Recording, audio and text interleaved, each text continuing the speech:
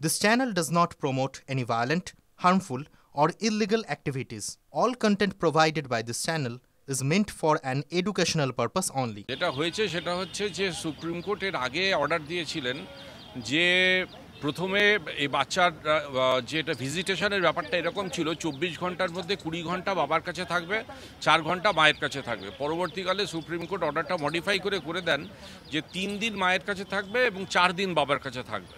সোমবার, মঙ্গলবার, বুধবার মায়ের কাছে থাকবে এবং তারপরে বৃহস্পতিবার থেকে বাবার কাছে থাকবে।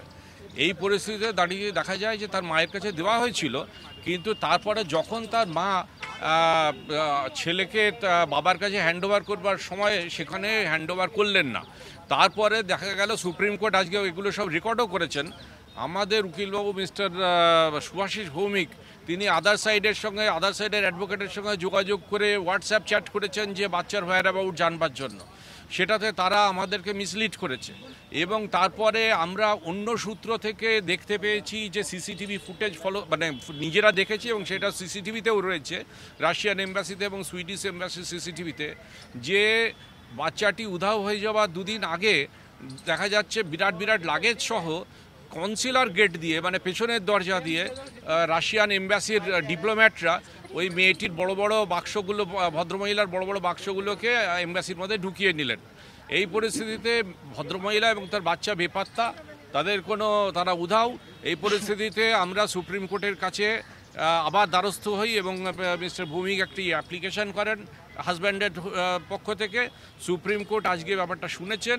আদার সাইড সুপ্রিম কোর্টকে বলেছেন যে তারাও কোনো খবর রাখেন না, খবর জানেন না, যেটা সর্বজীব মিথ্যা। সুপ্রিম কোর্ট সেটা রেকর্ডও করেছেন।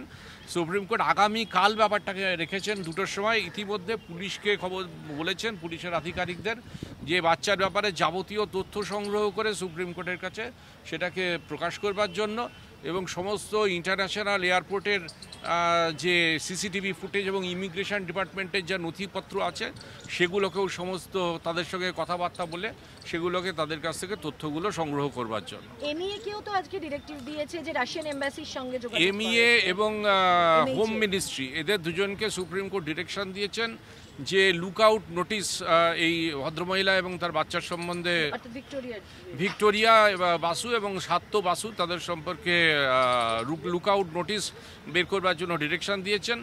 আর এই মামলায় আপনারা হয়তো জানেন যে এর আগেই এই মা ভিক্টোরিয়া বাসু তিনি এবার এই বাচ্চাটির কাছে ইন্ডিয়ান পাসপোর্ট থাকা সত্ত্বেও তিনি গোপনে একটি রাশিয়ান পাসপোর্ট করিয়েছিলেন। সে রাশিয়ান পাসপোর্টটা জমা করে নেওয়া হয়েছিল, কিন্তু তার রিট পিটিশনের মধ্যেই তিনি প্রেয়ার করে রেখেছিলেন যে তার উদ্দেশ্য হচ্ছে প্রথমে বাচ্চাটিকে দিল্লি নিয়ে আসা এবং তারপরে রাশিয়ায় নিয়ে যাওয়া। সুতরাং এই হচ্ছে পরিস্থিতি। কালকে বেলা 2টোর সময় জজ সাহেব আবার শুনবেন। আমার তো মনে হয় এটা যথেষ্ট, এরকম নজির কম আছে যে সুপ্রিম কোর্ট আজকে যেরকম রায় দিয়েছেন।